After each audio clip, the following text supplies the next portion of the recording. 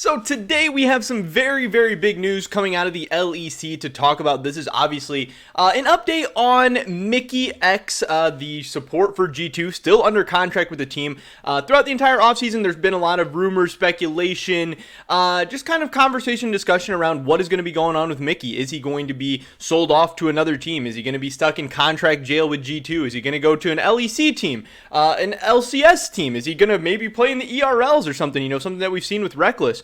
And it's just been this ongoing saga, but now it's December 6th. We're getting closer and closer to the start of the LEC season. Teams need to start practicing, preparing, scrimming, having their lineups finalized. So, we're really getting down to the deadline for Mikyx to decide what's going on with him and his future. So that's what we're going to be talking about in this video today. In case you guys were wondering, my promotion at my job became official today, so I had to get a little bit dressed up to take like a headshot and everything. So that's why we're looking a little fancy, nothing too crazy going on.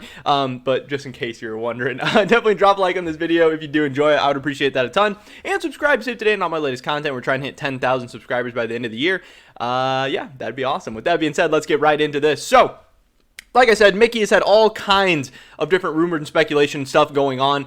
There was at some point, people were like, oh, is he even going to stay with G2? Could G2 potentially stick with Miky, if they miss out on guys like Kaiser staying with Mad Lions, if, Lebrov stays with Vitality and he's not available? Would they go with Targamas or an ERL option? Would they go with like Treats, or could maybe Miky still be in the mix? But obviously that didn't happen once they signed on Targamas, all this stuff. And all these dominoes have been falling over. Rosters have been filling up in the LEC and the LCS. But kind of the last hurrah, the last Hail Mary for Miky was recently. Maybe an ERL team was still possible, especially after Reckless did that. But TSM was a team that had been linked to Miky a lot recently. And, still even to this day, we don't have an official roster announcement for TSM. They don't have a mid laner. They don't have a support. We heard on the offseason show, Bloop dropping that bomb that TSM and Miky had been in discussions. They had been in conversations. But the news coming out today officially from Miky himself is that he did not find a team for 2022 spring, but at least he will be streaming more often now. And then, the former G2 guys coming out in support of him. Wonder saying he has his sub for the next 12 months. Yanko said, "You're always welcome in my room, boy. Looking forward to your streams." He says, "Thanks for the offer, but I will pass," which is kind of funny. Everyone kind of getting involved. Niski welcoming him to Team McDonald's, which is pretty funny. Everyone just kind of coming out in support. Really, really shocking and disappointing. I know it's going to be to a lot of fans, myself included. I think competitive League of Legends, the LEC is better with Miky being a part of it, of course. Yes, he did have a little bit of a down year. I was very, very critical of Miky at times last year, but still, this team, ended up finishing 4th in the LEC. It's not like G2 was terrible. It's not like Miky was terrible. He just wasn't the world finalist, the MSI champion that maybe we had become accustomed to. So I do really think it is very, very disappointing. Now, I get it. Some teams need to go cheap. Some teams want to go young and look for, the next Miky. But it is kind of weird because Miky is right there in front of you right now. And I do think on a younger roster, he could help, develop an AD carry, develop a team, develop a roster around everybody. It's not like Miky's old. It's not like he's past his prime.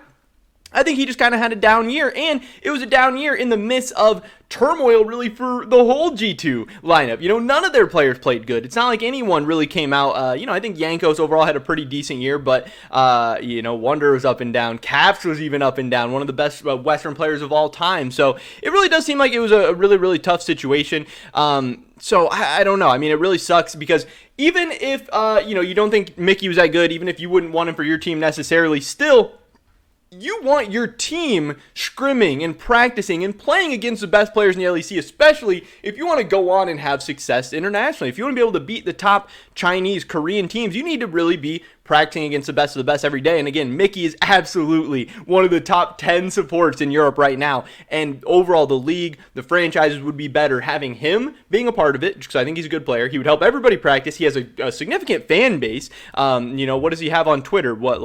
Almost 200,000 followers. This is a loss for G2. This is a loss for the LEC. This is a loss for competitive League of Legends as a whole. Now, I do expect him to be back in the LEC, sometime in 2022, because with all these rosters out there, all the roster moves, all the craziness going on, some of these rosters are not going to work out. Somebody's going to explode. Somebody is going to have bad synergy. Somebody's just going to be sucking, having a down year. And then, especially between spring and summer, I think G2's phone might be buzzing a little bit, with teams calling, wanting to pick up Miky. But regarding that, we do have Carlos chiming in on this as well. He does say that they have lowered the price 3 weeks ago to 250,000 euros, but could not find anything. Hopefully we can find something nice for him for summer split. So, Carlos is kind of on that same page, talking about trying to find him a spot between spring and summer. But yeah, seeing that the buyout was lowered all the way down to 250,000. Now, maybe you think that's cheap. Maybe you think that's nothing. Maybe you think that's still too much for Miky. Maybe you wouldn't want your team to pay that. Maybe you are dying for your team to pay that.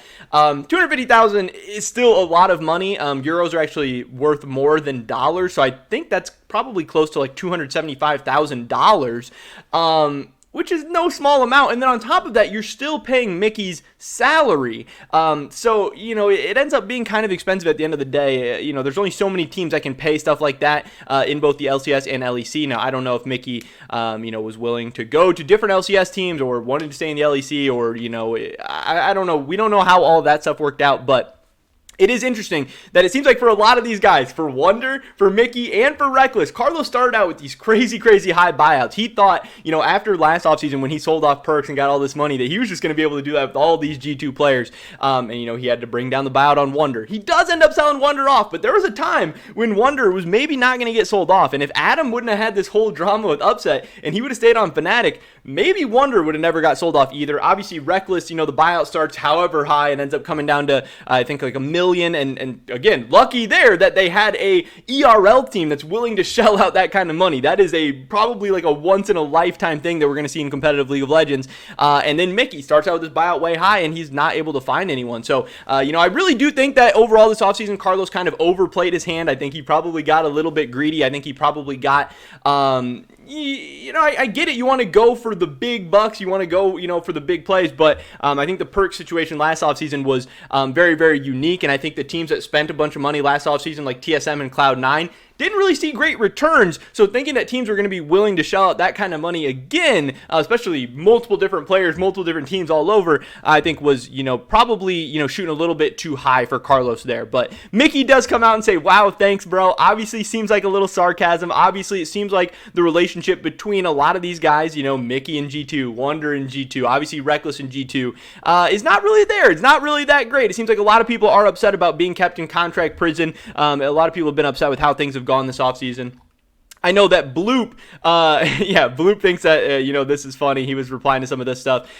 He does say that the price for Miky started out at 1.5 million euros and has climbed all the way down to 250,000. That is a very, very massive drop. And something that it just is not a good look. Carlos claims to be this S++ tier owner, this S++ tier businessman, manager, whatever. And overall, I really don't think Carlos and G2 had that great of an offseason. I think they didn't really maximize their returns on a lot of these players. They're going to be paying Miky and not getting anything in return for him, at least in the spring split. I think they downgraded at a lot of positions. I think they missed on a lot of free agents, didn't sell off their guys at a lot of great prices. So overall, I do not think this offseason was a great look for G2 as an organization or Carlos as, the self-proclaimed, best businessman in the world or whatever. But I did want to end this story off with something kind of funny. One of the most banger tweets from this whole thing was, Miky tweets this about not having a team, and is Promise Q still in the LEC, comes out with the yes in reply to Miky not being in the LEC and Promise Q still having a spot. That is absolutely hilarious to me. But that is pretty much it for this video today, guys. Definitely drop a like if you did enjoy it. I would appreciate it so much. Leave a comment down below. When do you think we're going to see Miky back in the LEC? You think it's going to be summer 2022, 2023? Never. I'd love to hear your guys' thoughts and opinions. Subscribe, stay up to date, and all my latest content. Hopefully catch you guys in the next one. But until then, peace.